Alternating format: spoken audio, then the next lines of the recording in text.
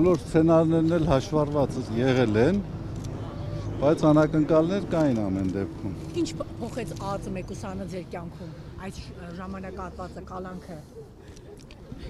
Իրականության մեջ երեխեք, ուզում եմ առաջին հերթին ես շնորհակալություն հայտնեմ ձեզ, լրատվամիջոցներին, իմ փաստաբաններին, հոգևոր եղբայրներիս, ամենայն Հայոց կաթողիկոսի գլխավորությամբ, մեր հասարակական, քաղաքական, հանրային գործիչներին, բոլորին, ովքեր որ այս ընթացքում աջակցել են եկեղեցուն, մեր եկեղեցականներին եւ չեն կորցրել հավատքը այն մարդկանց նկատմամբ, ովքեր ապօրինաբար հայտնվել են կալանավայրերում։ Ընդհանրապես ես հիշում եմ, որ կալանավայրերը ասում էին ուղիղ աշխատանքային գաղութներ, ուրախ եմ ասելու, որ ես անուղելի եմ մնացել, չեմ ուղղվել այդ առումով, իմ հայացքների, իմ դիրքորոշումների մեջ ոչինչ չի փոխվել։ Ինչով էիք զբաղվում, մեկուսանը բոլորի համար փակ է, Սրբազան, ինչով էիք զբաղվում։ Հատկապես որ Սրբազաններով խցում էիք, Կարդում էինք, մտածում էինք, խոսում էինք։ Արշակ Սրբազան, դատարանը ձեր խափանան միջոցը փոխվեց, մինչ այս փոխելը, այսպես տարածում են փաստաբաններ, որ սա քաղաքական ավելի շատ հետապնդում է։ Ինչու է պայմանավորված, արդյոք կապում եք սա նախընտրական իրավիճակի հետ, որ փոխվեց խափանան միջոցը ձեր։ Դժվարանում եմ ասել, սուտ կասեմ, եթե ինչ-որ որոշակի պնդում կատարեմ, չգիտեմ ինչով է պայմանավորված, հեղինակներին պետք է հարցնել, թե ինչով է պայմանավորված, ես միայն գիտեմ, որ այն ինչ-որ բոլորդ գիտեք,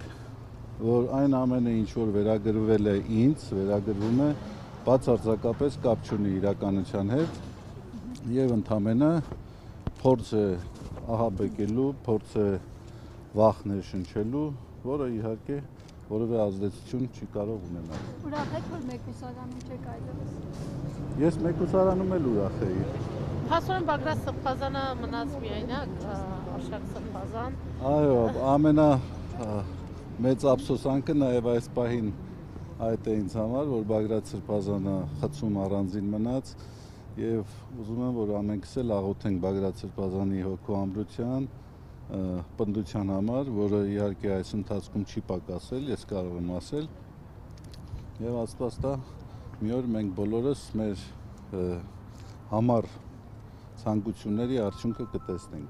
Մի բան գիտեմ, ասեմ, ավարտենք, վերջը լավ է լինելու,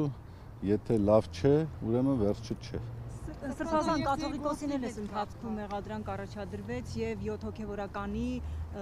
հավանաբար տեղյակ եք դատանի որոշումը այսպես չկատարելու հոդվածով դուք ինչպես եք սա գնահատում ու մինչեւ ուր կհասնեք։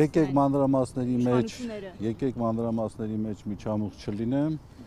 բայց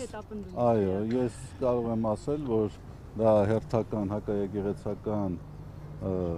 արշավի դրսևորումն է, դա դապարտալի արշավի դրսևորումն է, որը համոզված եմ որևէ արդյունք չի ունենալու։ Իրենց համացանկալի։ Սրբազան բանտով, մեղադրանքներով, օրինակ, չգիտեմ, գործերով քրեական հոգեվորականներին այդ մեթոդը հոգեվորականներին ճնշելու առումով աշխատում է, ուզում եմ դրա մասին Ես մի բան կարող եմ ասել, որ որ Գրիգոր Լուսավորիչը իհարկե որևէ մեկս հավակնություն չունենք համեմատվելու Լուսավորչի հետ, մինչև քրիստոնեության պետական կրոն հռչակումը 13 կամ 14 տարի խոր վիրապում գտնվեց։ Դա որքան էլ անսպասելի, ամենայն դեպս օրինաչափ երևույթ է, յուրաքանչյուր անձ պետք է պատրաստ լինի իր համոզումների, իր կարծիքի համար վճարել, անգամ եթե դա արժանալու է ազատազրկում։ Այդպես ստացվում է, այդպես լինում է։ Սրբազան հայր արդեն 12 եպիսկոպոսներից ովքեր միացել էին այսպես այդ բարենորոգման ծրագրին, Հովնան եպիսկոպոսը հետ է կանգնել, անգամ մասնակցել է Ավստրիայի եպիսկոպոսաճողովին, տեղեկություններ կան, քանի որ այսպես Փաշինյանը ընտրական պրոցեսով պայմանավորված այսպես պաուզա են վերցրել այս հակաեկեղեցական արշավում, մյուս այսպես այդ հոգևորականներն էլ են լավ վիճակում չեն, կարծես փոշմանել են, ուզում են նորից հետ առնան, ինչպես է գնահատում սա, օրինակ եթե փոշմանեն որպես նաև հոգևորական, կարող է նորից վերադառնալ ինչպես Կաթողիկոսի անընդհատասեր հետարցի ճանապարհը հետարցարեք եւ մի մոտեք այս ճանապարհին մեջ դա հնարավոր համարում եք Ну ես դա կհամարեմ միակ խելամիտ լուծումը այս իրավիճակում, բայց երբ որ այդպիսի առաջարկություն լինի, ես կարծում եմ այդ ժամանակ պետք է խոսենք այդ մասին։ Սրբազան հայր Արման Սարոյանը ինչու է ձեզ այդքան ատում։ Ձեր վերաբերյալ ամենակեղտոտ հայտարարությունները, այսպես ասած, միայն նա է անում։ Ձեր հարաբերությունները ինչպիսին են եղել Կաթողիկոսի։ Եվ նա ձեզ վերագրվող հայտարարություններ է արել հարցազրույցներում լրացնեմ, մասնավորապես ասել է, որ այն 18 թվականի նոր հայրապետ, նոր Հայաստան շարժումը որ կար, դուք մասնակցություն եք ունեցել դրա հետ, իրեն ասել եք արեք ինչ որ գործողություններ անեն, կաթողիկոսը փոխվի, բացի այդ նաև ասում է, որ Իսկ թվում է, արդեն գիտեմ ինչ եք ասելու։ Եվ այն տեսանյութը հայտնի, որ վերագրվում է ձեզ, նա ասում է, որ կաթողիկոսն է տարածել դա։ Գիտեք ինչ, ինձ թվում է յուրաքանչյուր անձի թույլ տված արտահայտությունները բնորոշում են իրեն եւ ես լրացուցիչ ջանք չեմ գործադրի ինչ որ մեկին բնորոշելու համար։ Հիմա դուք լսել եք ինչ է ասվել, ինչ է արվել, մարդու վարքագիծը, հանրային վարքագիծը տեսանելի է, դուք ինքներդ հետևություն արեք, ես ձեզ կմնամ որևէ գնահատական տալուց, առավել եւս երբեր մշակույթում ննջեցյալների մասին ոչինչ խոսելու անհրաժեշտություն չկա։ Այս նա ննջեցյալ չէ։ Դե ննջեցյալները տարբեր են լինում։ Սրբազան հարաբերությունները Մայրաթորի դեմ Փաշինյանի գործողությունները, որ սկսվեցին, գործընթացը, հա, որը Փաշինյանը Բայց ավտո չի գալիս։ ներողություն։ Եկեք քայլենք երեխեք։ Քայլենք վաղարշտապ։ Տեսեք, Մայրաթորի դեմ Փաշինյանի ծրագիրը սկսվեց, մարդիկ այսպիսի կանխատեսումներ ունեն, որ այս պայքարի պատերազմի արդյունքը կլինի այն, որ Փաշինյանը կհաղթի, կաթողիկոսը կհեռանա եւ սա էլ կավարտվի այսպես Նիկոլ Փաշինյանի հաղթանակով, նկատի ունեմ, որ կաթողիկոսը կհեռանա կամ չգիտեմ գուցե կձերբակալեն եւ այլն։ Ձեր կանխատեսումներով կամ ձեր կարծիքով ինչով կավարտվի այս արճակատումը։ Դուք բացառում, դուք հնարավոր համարում եք, որ կաթողիկոսը կնահանջի եւ Որպես հարցի հավելում էլի կհեռանա Բեհարանից։ Ի վերջո միջազգային փորձակնությունները հաստատեցին։ Բայց դա հավելում չէ, նոր հարց է։ Բայց փաստացիստության իրավաբանների համար դա նշանակություն չունի։ Չէ, բայց Սրբազան իմ հարցին կպատասխանեք ինչով կավարտվի վերջո։ Դա ձեր կանխատեսմամբ։ Տեսեք, ես զերծ կմնայի հաղթանակ պարտություն եզրույթների օգտագործման այս դեպքում, այն ինչ որ կատարում է, սա ուղղակի խայտառակություն է, եւ սա չի հարվածում միայն եկեղեցու հիմքերին, հարվածում է պետության հիմքերին, ազգի հիմքերին։ Գիտեք, ազգ, պետություն հասկացությունները որոշակի պարունակություն, բովանդակություն ունեցող հասկացություններ են։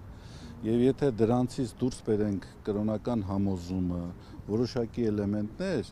տակը ոչինչ չի մնալու։ Հիմա եթե մենք պիտի համարենք հաղթանակ, որ ժողովրդի կրոնական համոզումի, կրոնական ինստիտուտի ամենամեծ ինստիտուտի նկատմամբ ինչ որ ոտնձգություն է կատարում եւ դա որոշակի հաջողություն է ունենում, դա հաղթանակ է, ես կարծում եմ դա խորապես Պյուրոսյան հաղթանակ է։ Ոչ մի հաղթանակ չի կարող այդպես կերտվել։ Իսկ ինչ վերաբերում է հաստատակամությանը, մեր եկեղեցականներին, ամենայն հայոց կաթողիկոսին, ես ասել եմ վերջին մամուլի ասուլիսի ժամանակ, որ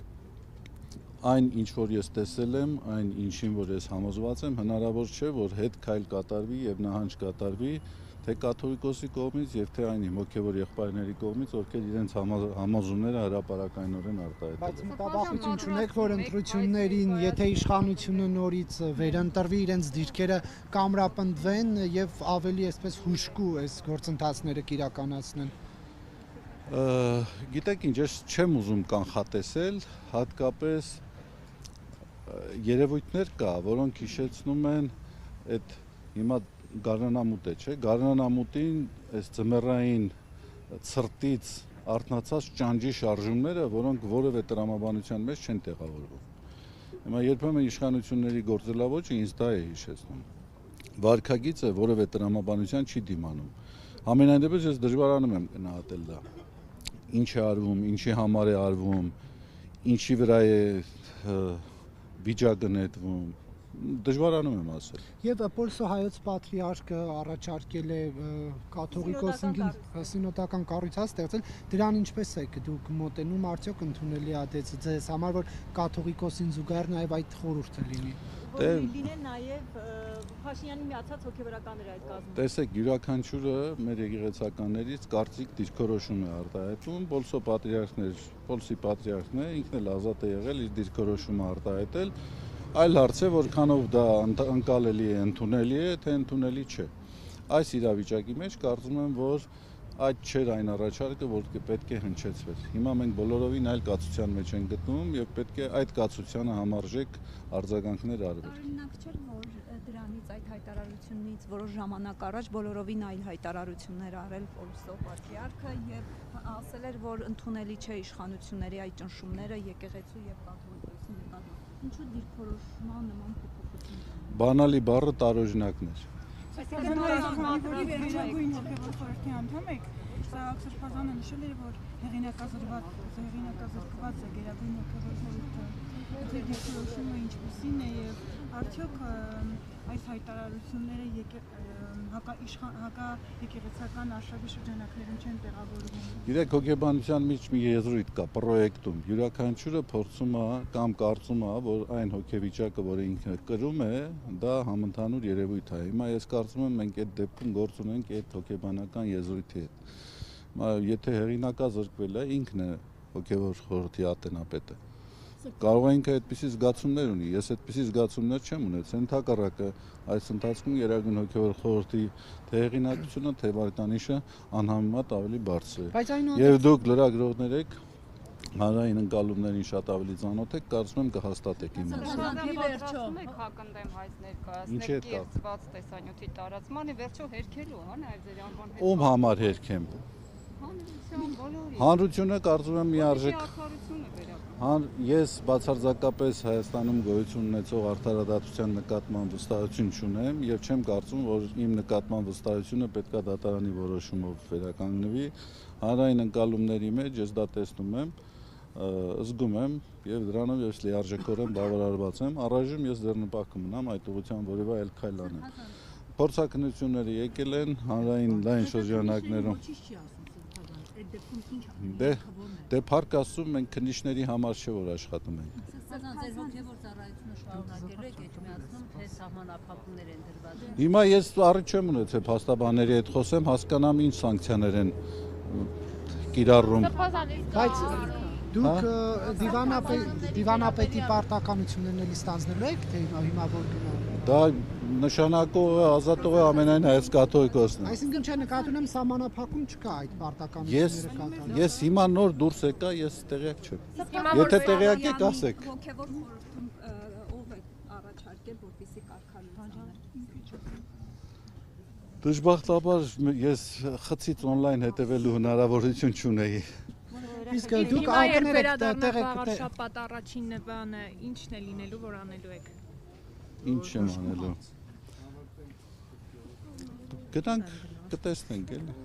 Վեհապարին տեսնել, քանի որ փաստաբանները նշեցին, որ վեհապարը գործով վկայի կարգավիճակ չունի, դեռ 20 կիլոմետր 20 րոպե ժամանակ ունեմ կհասցնեմ մտածել։ Եվ դուք տեղյակ եք, որ այս կառույցը մի թուղթ է հրապարակել լրատվամիջոցներից մեկի միջոցով եւ նշում է, որ ամենայն հայոց կաթողիկոսի եղբայրը KGB-ի գործակալ է, կարոմականվամ, դրա հետ կապված ինչ կասեք, այդ թուղթը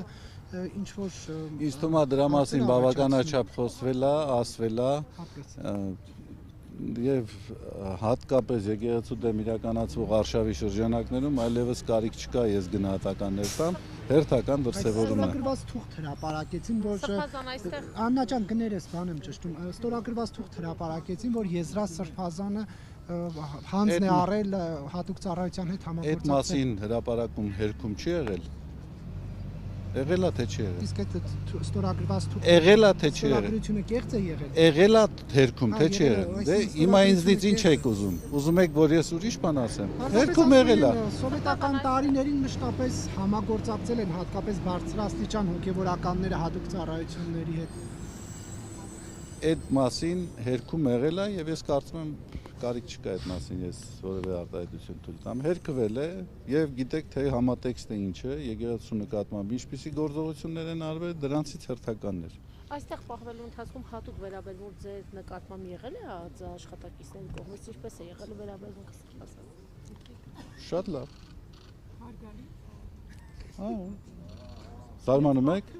Զարմանում եք։ Շնորհակալություն երեխեք ջան։ Շատ շնորհակալ եմ, զգացված եմ։ Կներեք, որ այս ակամա իրավիճակում ակամա այնպես ստացվեց, որ դες էլ նեղություն տվեցինք այսօր այս պահին այստեղ գտնվելու համար։ Շնորհակալ եմ։